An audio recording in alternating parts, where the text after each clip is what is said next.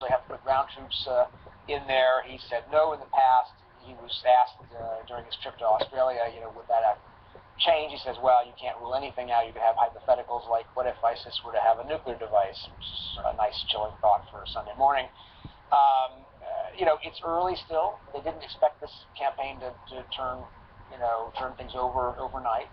But there's an impatience, obviously, that this latest incident, underscores, and how much longer can the president hold people together behind a strategy that hasn't yet seemed to produce the results people want. Right.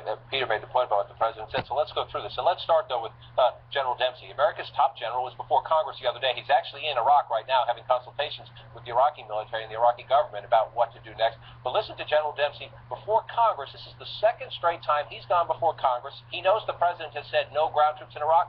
But listen to the general. I'm not predicting at this point that I would recommend that those forces in Mosul and along the border would need to be accompanied by U.S. forces, but we're certainly considering it.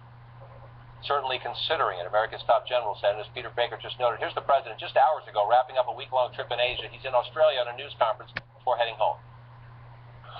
There are always circumstances in which the United States might need to deploy U.S. ground troops. If we discovered that ISIL had gotten possession of a nuclear weapon, and we had to run an operation to get it out of their hands, then yes, you can anticipate that not only would Chairman Dempsey recommend me sending U.S. ground troops to get that weapon out of their hands, but I would order it.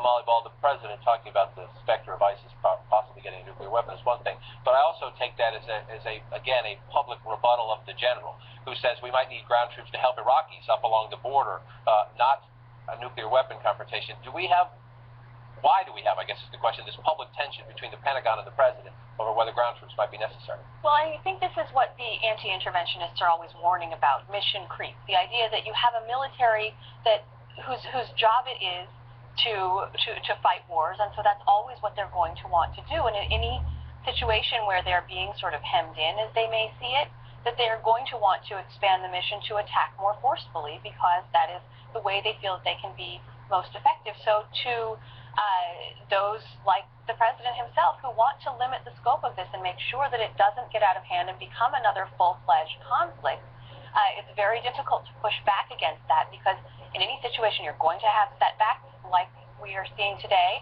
It's going to be imperfect, it's going to be messy, it may not get the job done, and then you're going to have to reconsider, do we say, oh well, or do we expand the mission? And since the day the president announced this action, a lot of people on Capitol Hill, mostly Republicans, have been urging him to expand the mandate, and we're going to hear that more in this current session of Congress, wanting to expand the scope of what the U.S. is doing against ISIS.